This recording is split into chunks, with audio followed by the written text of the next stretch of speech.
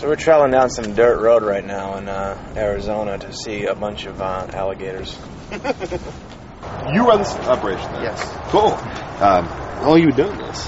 Well, I mean, I've had reptiles since I was a kid, but we've been the organization that we put together is the Phoenix Herpetological Society, and it's been around now here for about 7 years.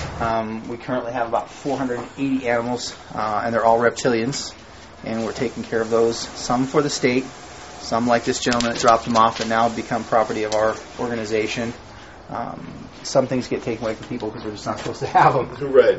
We have an array of snakes that are from Arizona here behind you, and others that are taken away from people that are not supposed to be here. So people do that. And, I'm not familiar with any of this stuff. I'm not familiar with this area. So is it typical to see people go to the desert and collect snakes? Yeah.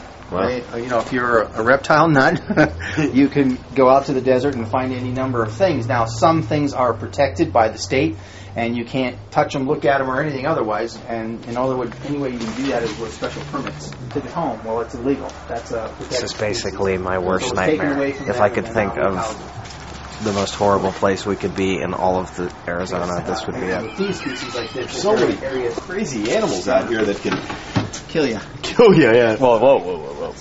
Yeah, I guess I should not lean down into the cage. I'm like officially nervous right now. You want to take the camera for a while? Jeez. Now you have to realize that there's only two venomous lizards in the whole world, and this is one of them. Right there that you're holding. Yeah, this is a Gila monster. Now, it's venomous? Yes. So, with its, like, fangs or something? Well, it doesn't have fangs. It has basically a poor delivery system as far as the way it delivers venom. Its venom glands are these little pouches underneath the bottom of its jaw, as where a rattlesnake or a snake has venom glands on the top of its head, and it actually uses the fangs to inject venom into your body. The way a Gila monster introduces venom into your body, it grabs a hold of you, and it just basically starts to chew. And when it chews, it basically is trying to chew a hole in you is what it's trying to do. And as it does that, it gets excited and it over-salivates, which activates that venom gland, which then the saliva and the venom basically get pushed into your arm or your leg or whatever it is that it gets a hold of. When these guys do bite, they don't let go.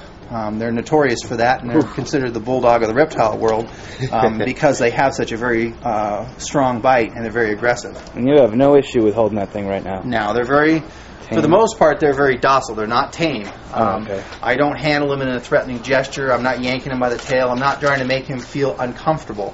If I make him feel uncomfortable, then obviously he would feel threatened. He could bite. So what I want to do is handle him rather loosely and delicately so that he can feel like, I'm not trying to hurt him or make a meal out of him, and he'll be relaxed. So now, since we have an abundance of them Excuse in me, captivity, sir. instead of We're sending reporters at the somebody from Gainesville university Sun. We out wanted to to ask you a couple research questions. program and saying, Are you from "You want Gainesville?" a permit to go get one to study it, they'll say, call the Phoenix Herp Society. They Appears have they have no a supply comment. of them for the state. Use one Stubborn. of theirs, so you're not... So maybe we should just go check out the alligators, right? Yeah, we can do that. This place is crazy. Careful, there's a 6-foot male in here that'll tear me a new one. It's Tuesday. Wow. Oh my god.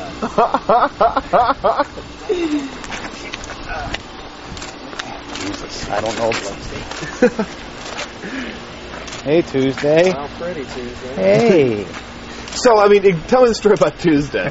Take care of Tuesday. Tuesday is the official mascot of the Florida Gators. Right. She goes to all the events. She was there the other day when the players arrived and got to the hotel. She was there to greet them. When we do events for the Desert Gators here in Arizona, when they have gatherings at bars or local restaurants and stuff, we'll oftentimes bring Tuesday out. She'll walk on a leash. She has her little harness with her little Florida Gator tag on it and her name. And she'll go out there and meet and greet the alumni from the Florida Gators, and it's just a spirit booster for the group. The Desert Gators basically said, we want to support what you're doing because you're saving gators. Right. And so as of today, right now, in the last couple years since they've been helping us, they've raised well over 1,000 pounds in food, which is mostly chicken that they've brought, and through... They have a silent auction, the first football game of every year. They have an auction, and all the proceeds come to us. And the last couple auctions they've had over the last 2 years, they've brought us over $8,000 in money. They didn't really want him, so they threw him out in one of the watering holes in the backyard. So for 19 years, this animal ran loose basically in these watering holes in the desert of Arizona. And when the gentleman sold his property back to the government, they were going to restore the desert to its natural state so people could go and enjoy it. He lived there. So they actually had to commission us to go and trap him and remove him from where he was technically living a comfortable life.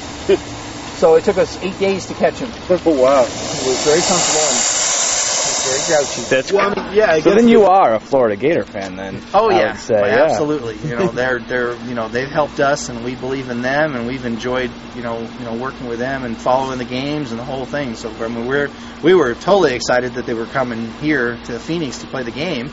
And we wanted to go to the stadium with Tuesday, but they wouldn't allow us to bring her into the stadium. I don't know. We were hoping that we could be out there somewhere near the field, but they said no. So